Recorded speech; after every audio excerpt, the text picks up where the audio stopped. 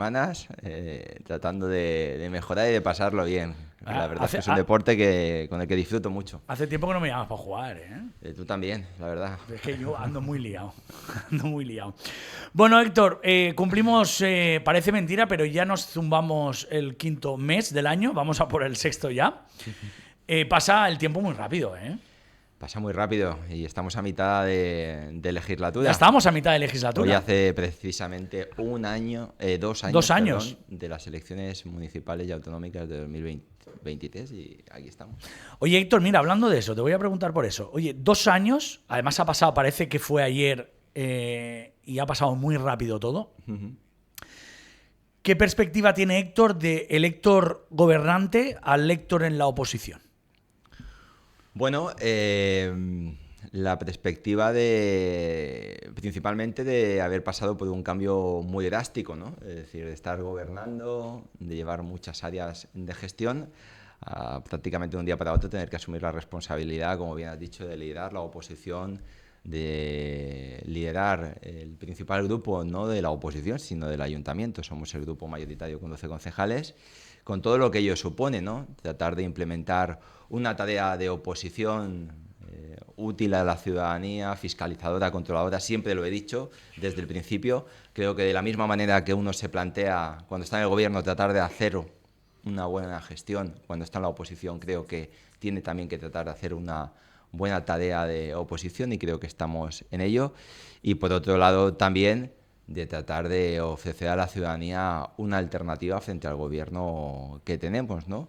Y todo ello aprendiendo día a día, porque si algo tiene la oposición es que no hay ningún manual. Es cierto que en el gobierno tampoco, pero en el gobierno la gestión municipal es como un tren al que te subes y que ya tiene unas pautas marcadas, ¿no? Hay cuestiones que están regladas, hay etapas que están claras.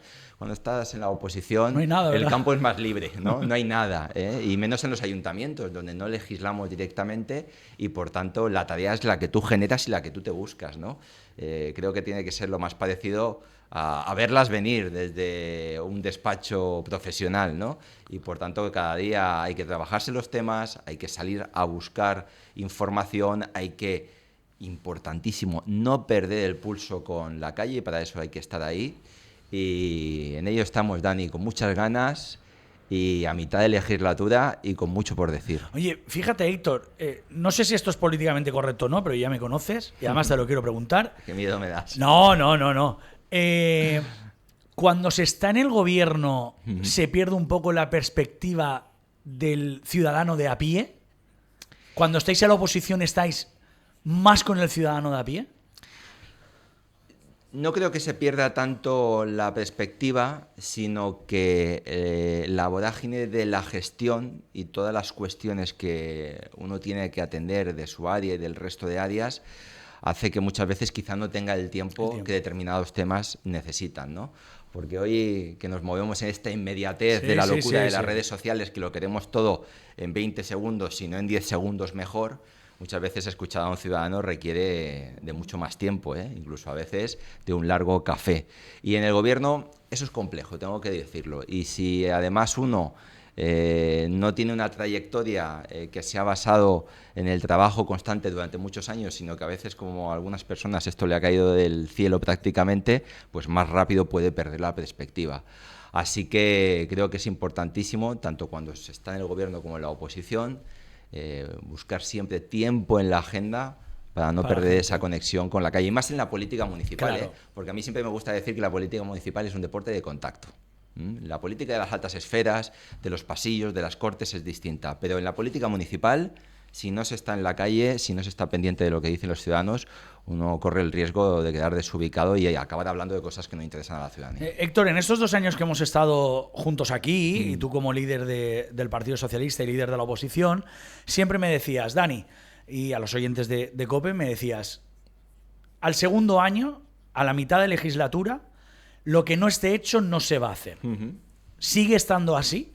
O sea, Trump no va a venir, Ronda Sur no se va a acabar, las grandes promesas de Pablo Ruz, en este caso, no se van a cumplir ya con esta mitad de legislatura. Lo dije y lo sigo manteniendo, fruto de la experiencia de estar 8 años en el gobierno y sobre todo teniendo en cuenta el nivel de compromiso adquirido por parte, en este caso, del señor Ruz. Cuando más altas se generan las expectativas, cuando más grandes son los proyectos que se ponen encima de la mesa, más apremia el tiempo, ¿no? Y en este caso estamos ya a mitad de mandato y ya podemos decir que lo que nos prometieron en campaña electoral de que íbamos a tener un tranvía de 195 millones de euros y que cuando acabara esta legislatura íbamos a poder subirnos en Carrús y bajar en la Universidad Miguel Hernández, no se va a cumplir. A estas alturas, cuando no se ha expropiado ni un centímetro cuadrado de la segunda fase de la Ronda Sur, es imposible que vayamos a ver nada de la Ronda Sur esta legislatura. Y en último lugar, y un compromiso también muy importante, el Palacio de Congresos, que en este caso depende del Ayuntamiento, de la Diputación, porque la Generalitat de momento su implicación ha sido verbal, pero hechos no hay ninguno. No vamos a tener Palacio de Congresos esta ¿Lo tienes claro? legislatura, lo tengo clarísimo. Es decir, creo que en todo caso, es posible que veamos pues alguna pala retroexcavadora empezar la obra, pero lo veo muy justo también porque estamos hablando de proyectos de unas magnitudes brutales. En este caso el Palacio de Congresos, estamos hablando de un proyecto de casi 40 millones de euros. De la Ronda Sur estamos hablando de otros 40 millones de euros. Y del tranvía no lo tengo tan claro, porque prometieron 195 millones, ahora creo que vale 33 en ese protocolo que han firmado, que es papel mojado, porque Dani, llevamos 2 años con 100.000 euros para estudiar no sé qué. Ahora dicen 100.000 euros en 2024, no se gastó. 100.000 euros en 2025, de momento no se ha gastado. Ya nos dicen que van a ver si se dan un paseo por Ámsterdam, por Hamburgo, para ver el modelo de tranvía más idóneo para Elche. A ese ritmo no vamos a ver absolutamente nada de los grandes compromisos del señor Ruz. O sea, lo tienes muy claro. Lo tengo clarísimo. Y además lo tengo tan claro que estaremos en campaña electoral, estaremos en el debate que diga COPE que hay que organizar y te aseguro que en ese momento será una de las cuestiones que le diré al señor Ruz y que no tendrá respuesta para ello. Dirá que necesita 4 años más. Habéis sido muy críticos, ya vamos a la vorágine del día a día, en este último pleno, además lleváis ya semanas hablando de ese reajuste, de ese plan de ajuste económico del Ayuntamiento de Elche por valor de 8,5 millones de euros, ¿vale? En el que habéis sido muy críticos porque siempre le habéis criticado al alcalde de Elche que ha gastado mucho.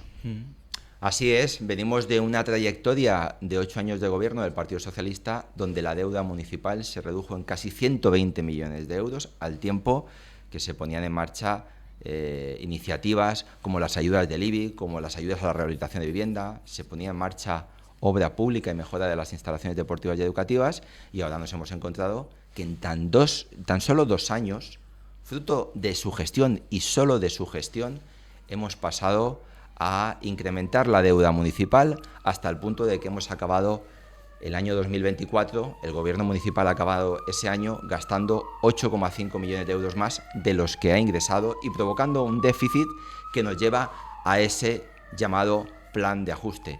Y además, a riesgo de que nos digan que somos los agrios de la corporación, es que llevamos advirtiéndolo desde hace un año. La señora Patricia Macía, que ha sido concejal de Hacienda, se lo lleva diciendo al señor Soler un año.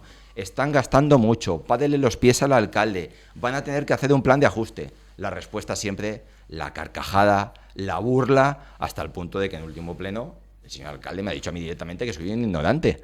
Oiga, pero si se lo estamos advirtiendo, ¿qué oposición más constructiva, más útil, más controladora hay que yo lleve un año diciéndole que va usted a acabar un plan de ajuste y usted me diga que no? Al final se ha impuesto la realidad. Y esto, vuelvo a insistir, viene provocado únicamente por la gestión de estos 2 años en la que claramente hay un exceso de gasto en cuestiones que nosotros consideramos que no son las necesarias en un momento en el que en todo caso hay que aprovechar el crecimiento económico que estamos viviendo para corregir desequilibrios en la ciudad, no para adornos. Lo que pasa, Héctor, que 2017 y 2019 hicisteis vosotros un plan de ajuste. Nosotros no llegamos a hacer ningún plan de ajuste. En primer lugar, la primera situación que se produce de posible exceso de déficit en nuestro mandato fue en la primera legislatura 17. del señor González, año 17. ¿Y por qué vino provocada? Vino provocada porque a final de año nosotros decidimos corregir, yo diría que una injusticia con los funcionarios municipales, que es que en 2012 se les quitó la paga doble de diciembre y en 2017 decidimos pagársela. Eso provocó ese incumplimiento presupuestario por nuestra parte. Pero la diferencia fundamental es que no tuvimos que hacer plan de ajuste porque había superávit, había más ingresos que gastos. Y por tanto, es cierto que incumplíamos por los pelos la llamada regla del gasto, pero al tener superávit, cosa que no ha tenido Ruth, no necesitamos hacer un plan de ajuste. Y luego hubo una segunda ocasión de esa posibilidad de tener que hacer un plan de ajuste, que no hubo que hacerlo porque estábamos en medio de una situación de emergencia. Y por tanto, se produjo un exceso de gasto por la situación de la pandemia y por tener que poner en marcha docenas de contratos de emergencia para atender una situación sobrevenida que había que atender sí o sí porque estábamos todos encerrados en casa ante una amenaza mundial que todos desconocíamos. En este momento la situación no tiene nada que ver con eso. La situación es de crecimiento económico todos los años. Somos el país que más crece de Europa y eso provoca que el ayuntamiento ingrese cada año un poco más. Pero pese a ello, resulta que el señor Ruth en 2024 se ha gastado 8,5 millones de euros más de los que ha ingresado y que al mismo tiempo, dentro de la vuelta a esas reglas fiscales, que por cierto no ha impuesto el Partido Socialista, sino que son del señor Montoro y que quien ha dicho que tienen que volver es el Partido Popular Europeo, que es quien tiene la mayoría en el Parlamento Europeo, resulta que el señor Ruth le dijo a Europa que iba a este año a invertir, el presupuesto municipal iba a ser de 196 millones de euros. Pues se ha pasado en ese techo de gasto a 217. Y todo eso nos lleva a incumplimiento del techo de gasto, de las reglas de estabilidad presupuestaria y tener que hacer un plan de ajuste que supone, para que los ciudadanos nos entiendan, tener que volver a equilibrar ingresos y gastos. Es como si uno tiene una nómina de 1.500 euros al mes y se ha gastado 1.700. Va a tener que tomar alguna medida porque si no el mes que viene vamos a tener problemas. Pues esto es exactamente lo mismo. Y en esa situación es la que estamos. Y esa es la gestión económica del señor Ruth. Lo que pasa, Héctor, que aquí luego el ciudadano, para dirigirnos a ellos ven, bueno, pero la ciudad está bien, se están haciendo obras, el dinero se está gastando en cosas en las que el ciudadano le repercute. ¿Por qué es tan malo? Yo lo entiendo, pero para entender, para que la gente nos entienda, ¿por qué es tan malo que el ayuntamiento invierta ese dinero en la ciudad? Mira, las reglas fiscales, la estabilidad presupuestaria es una decisión que después de la crisis financiera de 2008-2010 se pacta a nivel europeo por las grandes fuerzas políticas para poder garantizar la estabilidad de las administraciones públicas en el futuro.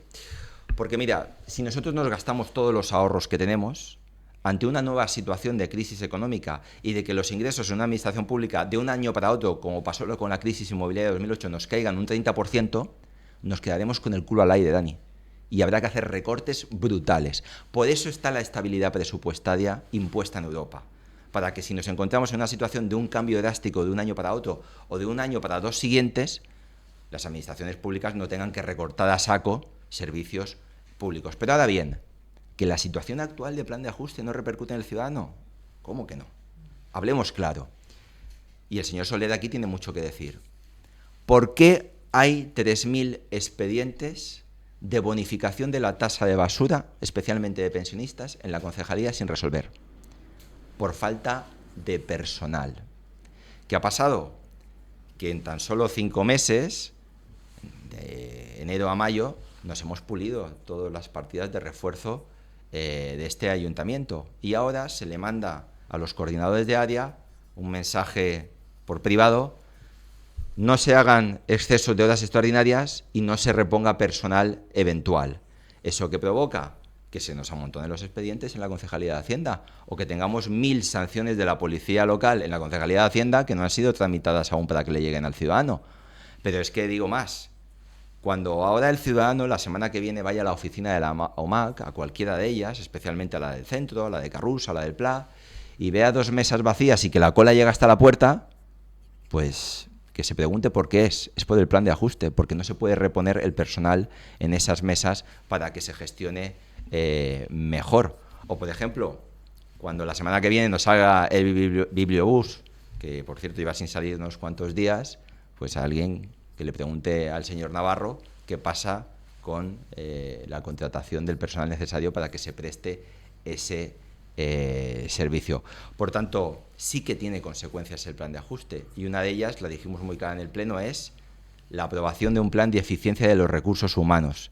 Es cierto que se vendió días antes del plan de ajuste para desviar la atención, pero el plan de eficiencia de recursos humanos es una consecuencia del plan de ajuste. Y lo que dice es que para el resto del año, eso de la manga ancha para contratar personal se ha acabado, que ahora hay que apretarse el cinturón. Y cuando hay que apretarse el cinturón, pues los ciudadanos lo padecemos en los servicios públicos.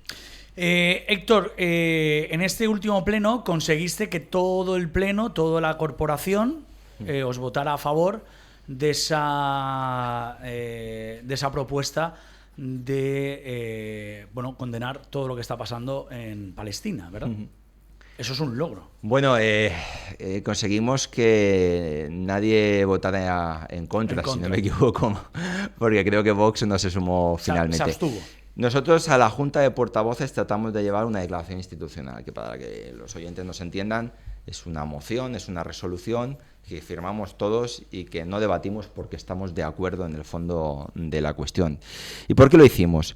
Lo hicimos porque Elche siempre ha sido un ayuntamiento con una política de cooperación internacional muy clara y muy decidida a apoyar a aquellos que más dificultades sufren en el mundo y también a los que sufren conflictos bélicos. Y tenemos un Consejo de Cooperación que es modélico, con muchas ONGs que ayudan desde Elche a muchas partes del mundo. Y porque siempre frente a una situación de injusticia en cualquier país del mundo, el Pleno del Ayuntamiento de Elche se ha posicionado del lado de la solidaridad y de la injusticia que se puede estar produciendo, como por ejemplo recientemente en 2022 con Ucrania. Y teniendo en cuenta lo que está sucediendo en Palestina, teniendo en cuenta que hace 20 días docenas, cientos de ilicitanos se manifestaron en Carrús pidiendo un alto el fuego en Palestina porque es inhumano lo que está ocurriendo, nosotros consideramos que el Pleno no puede mirar para otro lado. Está claro, Dani, que desde Elche no vamos a solucionar la crisis de Oriente Medio, que viene de siglos atrás. Siglos atrás. Pero creo que es de justicia tener un gesto de apoyo y de solidaridad con la gente que está sufriendo. Y lo que hicimos para encontrar ese apoyo es algo muy sencillo, y es dejar de un lado las diferencias. Mire, el señor Ruz y yo no nos vamos a poner nunca de acuerdo sobre el Estado palestino. Él considera que Palestina no tiene que tener Estado. Yo creo que la solución es un Estado palestino y un Estado israelí que convivan en paz. La señora Rodil puede probablemente que no tenga tan claro que sea un genocidio lo que está haciendo Netanyahu. Nosotros lo tenemos clarísimo. Pero ahora bien, esas cosas nos alejan. Pero lo que no nos aleja es tener claro que es una situación inhumana y que se está matando a civiles de manera indiscriminada. Y eso es lo que hicimos, Dani, poner en una resolución lo que nos unía y dejar de lado lo que genera la discrepancia. Es cierto que la declaración institucional no pudo ser, pero luego presentando por vía de urgencia la moción en el Pleno, conseguimos que Pablo Ruz, que el señor alcalde, entrara en defender los derechos humanos y apoyara esa moción. Y yo desde aquí le doy las gracias, porque creo que era necesario, porque hay una parte muy importante del Elche que lo agradeció y que se manifestó pidiéndolo. Y bueno, Vox al final puso una excusa, como que no lo apoyaba por venir del Partido Socialista, y a mí me dijo 4 cosas, pero ahí se quedan ellos y su rencor. Nosotros conseguimos que la mayoría de la corporación apoyara un alto el fuego y que se permita entrar la ayuda humanitaria. Héctor Díez, líder del Partido Socialista en Elche, te agradezco mucho que hayas estado en nuestros micrófonos en el día de hoy. Gracias a vosotros. Que esta es tu casa y que nos vemos y escuchamos pronto. Un abrazo muy grande. Muchísimas gracias y un saludo para todos los oyentes.